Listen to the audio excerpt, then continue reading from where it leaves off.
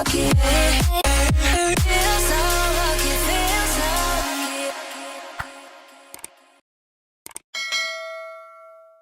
mga beshi ko! Welcome back again dito sa aking YouTube channel. My name is Jenko Studio at syempre kung bago pa lang kayo dito, don't forget to subscribe and also i-click mo na notification bell. Ang notification bell yan para every nag-upload ako ng mga new video, i-notify kayong lahat. So ayun, hapon na and medyo sinipag akong gumawa ng video pero sobrang iksing video lang to.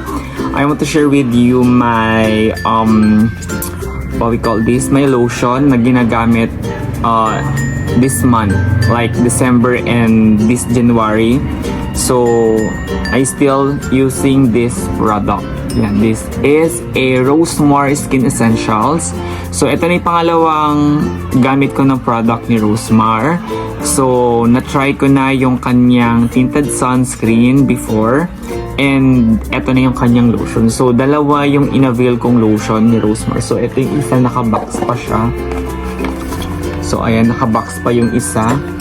And share ko lang sa inyo guys kung ano ba experience ko sa product na to, kung ano ba yung texture niya, maganda ba siya.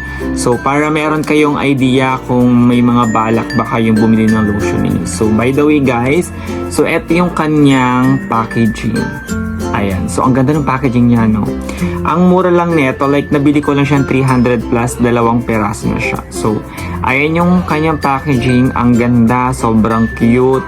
And also, dito sa harapan, ayan, sa pinakaharap nakalagay dito or naka-indicate dito is yung Rosemar Skin Essentials Intense Whitening Body Lotion SPF 50 PA+++, 10 times instant whitening, glutathione, collagen, alpha-arbutin, and also niacinamide, and 250 ml. And also sa back niya is nakalagay dito yung mga kiniklaim ng product. Also dito yung how to use, yung ingredients, also yung manufacture date, and also yung expiration date. Ayan. Okay, and eto yung pinaka ano niya ha, yung pinaka takip niya guys, ang ganda. Tingnan niyo naman, o diba, ang perfect. Napaka-hygienic ng ano na to, no? Kasi kapag di-pump, diba, yung mga ibang lotion na di-pump, dito lang yung pinaka-lock. But this one, meron siyang cap na kasama. So, eto yung texture guys. Eto yung texture niya. Ayan, kung nakita nyo naman, hindi siya ganun karani. Magbibigay lang talaga siya ng moisture sa skin. Also, meron siya sigurong brightening effect. But, tone up effect. Yun na lang yung babanggitin ko na term doon. But, not totally sobra-sobrang mapapansin ninyo. Kung ayan. Diba? Nag-tone up yung aking skin. Nag-bright lang ng kaonte. And, ang nagustuhan ko dito guys, yung amoy niya. Grabe, sobrang bango and like parang medyo fruity na medyo vanilla yung naamoy ko. Hindi ko na maano kung ano yung amoy or scent na nilagay nila, but guys, magugustuhan nyo talaga yung amoy.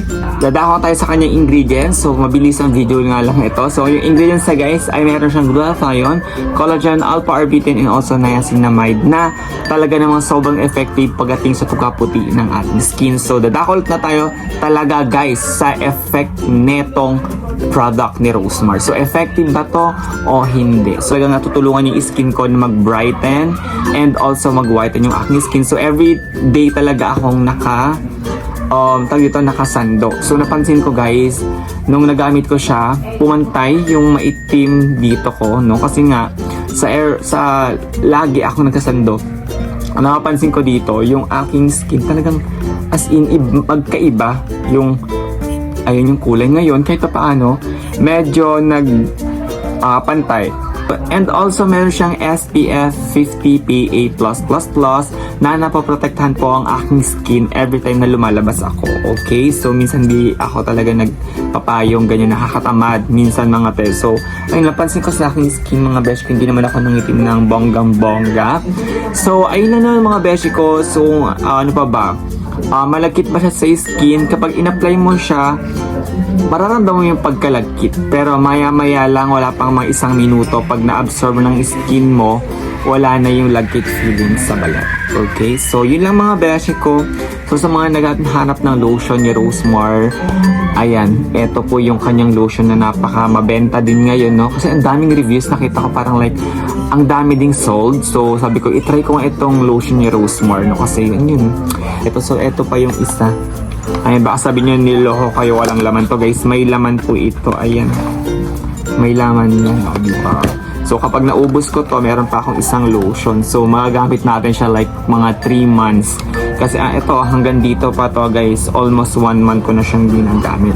So, ilang mga beshi ko, sa mga hindi pa nakapag-subscribe sa aking YouTube channel, don't forget to subscribe and also i-click mo notification bell para every nag-upload ko ng new video ay mananotify kayong lahat ang ingay sa labas. So, ilang mga beshi ko, thank you so much for watching and see you on my next video. Bye!